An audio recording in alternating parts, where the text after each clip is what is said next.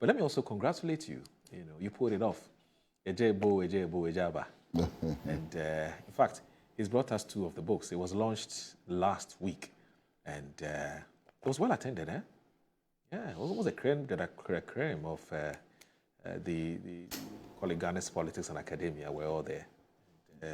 I followed it. Unfortunately, I had an emergency, so I couldn't make it. I sincerely apologize for that because I should have been there. It's actually like a must. But it went very well. Because wherever I was monitoring on social media. You know, have you been? What's been the feedback since the event? Oh, actually, the pre-launch was in Malabo, Equatorial Guinea. Oh, okay. And that is when the excitement began. You know, after the pre-launch in Malabo, 2 weeks after the pre-launch in Malabo, we had 30,000 requests. Whoa. So we are still struggling to meet the requests for the book. Wow. Yeah. Wow. So that's where we are. And then it went on Amazon immediately after the launch. And I'm told that it's doing very well on Amazon. So wow. Yeah, that's wow. Wow. But what is it that is driving the interest? A number of things. Well, first of all, I brought you a copy. Yes, thank you. Then, thank you. Thank you so very much. And in fact, last week when I mentioned that you had launched the book, I had so many requests for a copy of the book, but I told them that they are not for free. They are for, you know, they are on sale. And so maybe Annie and I'll take one and I'll give one to Annie. And then those of you who have been calling for free books, I'm sorry, I can't give you a free book. You would have to go and buy. Yes, you would have to go and buy. If you're lucky and maybe Uncle Kwesi brings us maybe two more the next time around he comes. So here's the book. Here we go. It's Reparations, History, Struggle, Politics, and Law, Kwesi Pratt, Jr. And from those, from persons who have already started reading the book, they tell me that it's well written. You know, it's fascinating reading. It makes interesting reading. You don't want to stop reading it, etc. So that's it. Reparations, History, Struggle, Politics, and Law. You know, Kwesi, what excites me of the way you've written this book? You know, oftentimes authors write books and it's very voluminous. And so it sort of discourages and disincentivizes people from reading. And one of the issues that I had with, I don't want to mention a book, but the book was written by somebody you know very well. I started reading it and I realized that, you know, it would take me quite a bit. Because the book is like that. You know what I mean? You can't put everything. And that's one of the things you said, that you may have a challenge writing your memoir, because what are you going to put in? What are you going to leave out? But I like this. And are you going to do a part 2, part 3, or it ends here? Well, I'm not sure. I mean, you've asked a very important question about what drives interest in this book. And there are so many factors. Okay. I mean, the first important factor, perhaps the most important factor, is that President John Dramani Mahama wrote the foreword. Right. And to get a president to write a foreword to your book, it's way out there, you know.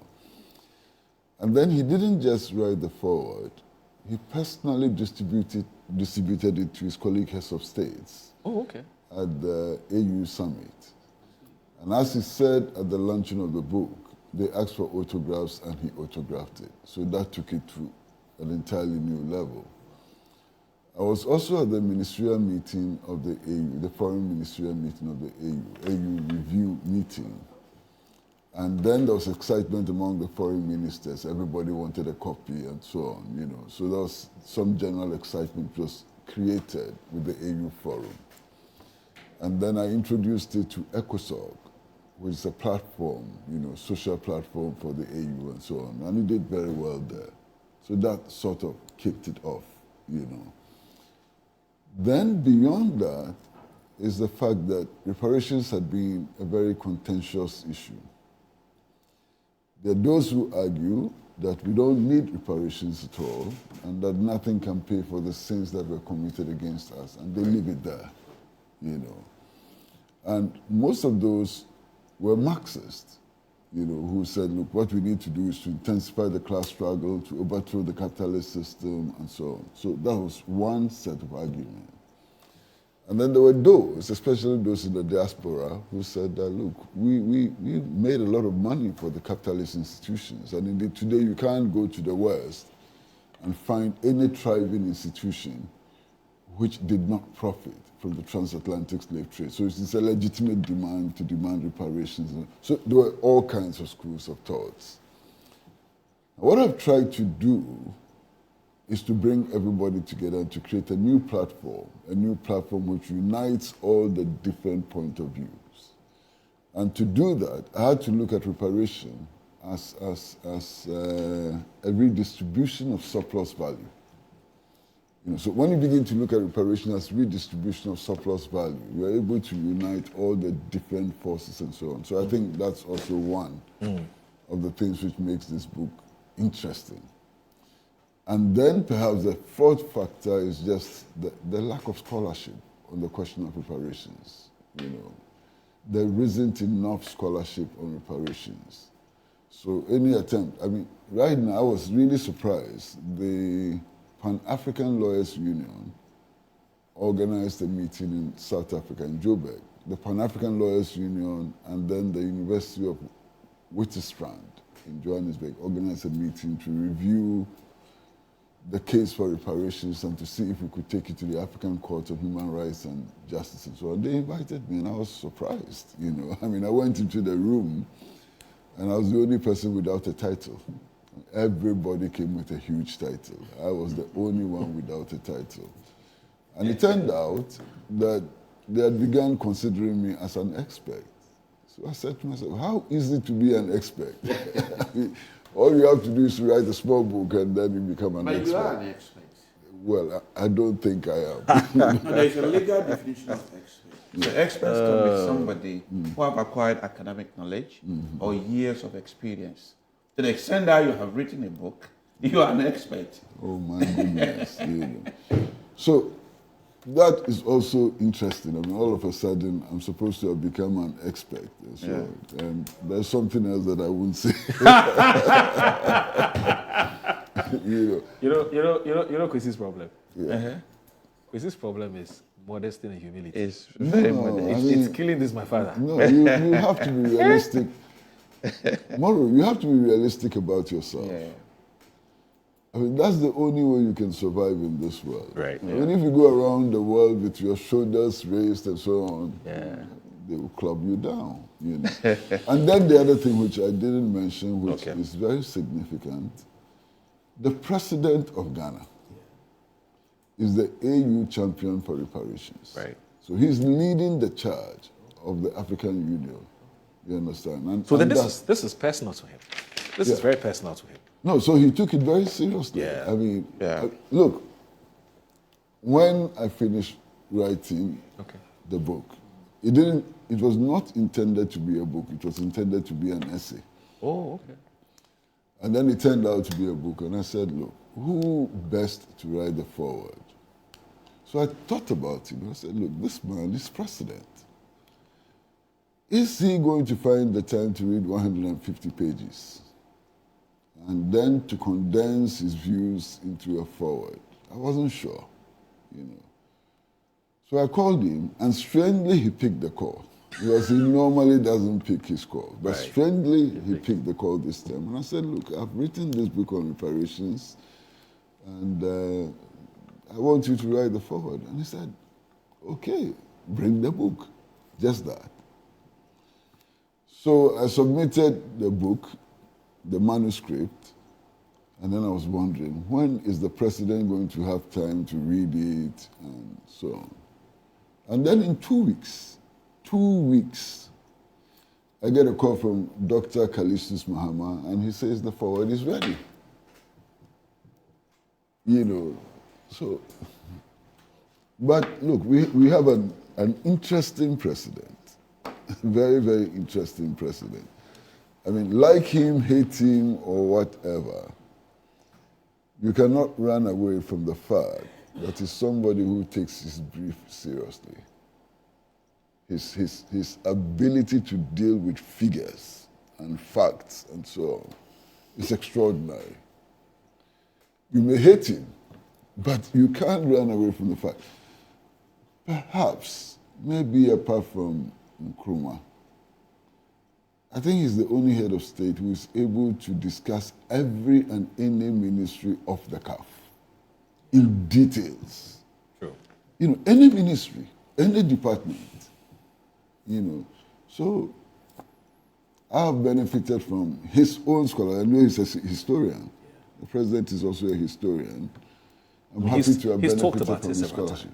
He's talked about it several times, that he's a historian.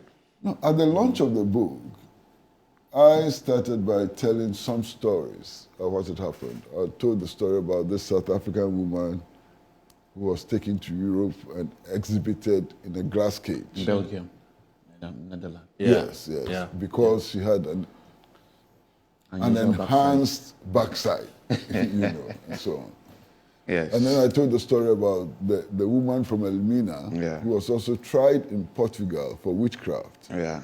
Only because she had applied an African balm on her sore. You know, and I left it like that. And then the president took over and went into details, mentioning names, mentioning dates, and so on. I mean, it was such an extraordinary rendition of history. You know, I was very impressed. You know, I was very, very impressed. I think you can't take that away from him. I think he's well read. Yeah, he's very well read, and he continues to read. I think in future, that's a strong point. I know some particular library, if you visit it, it might help you. School of Oriental and African Studies. Okay. I think that's where Professor Atamil did his PhD. Okay. As well as Professor McQuay. So I did my LLM there. Okay. So it's a huge collection of African literature and everything. So there's a particular section dedicated. Interesting you mentioned Professor Atabrichum.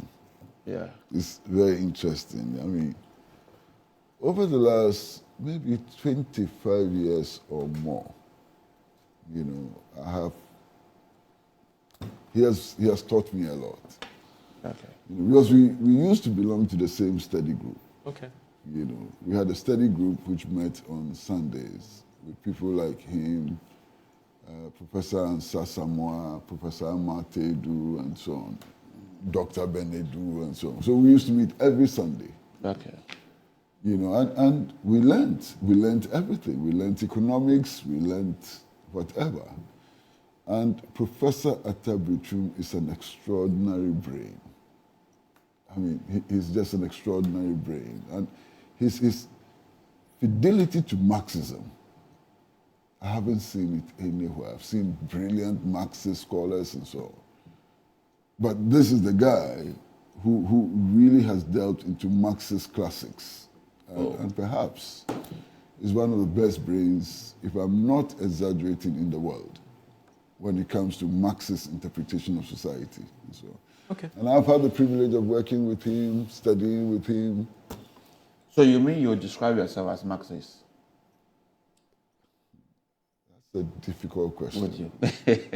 Because you see, I don't think that I've reached that level. That level, yeah. Because to be a Marxist is a serious thing. Right. Yes. It's not a label you can wear that easily. Yes.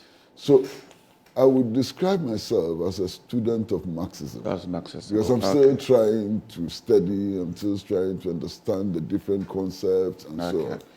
I don't think that I've become an Akisoya or a Tabrichum yet, or even a Yao Graham, you know, yet. Because I had the opportunity of studying Marxism. Oh, okay. To the extent that we had to go and visit Karl Marx's grave. Oh, okay. At the Highgate Cemetery, just opposite the Ghana High Commission. Oh, That's okay. where he was laid to rest.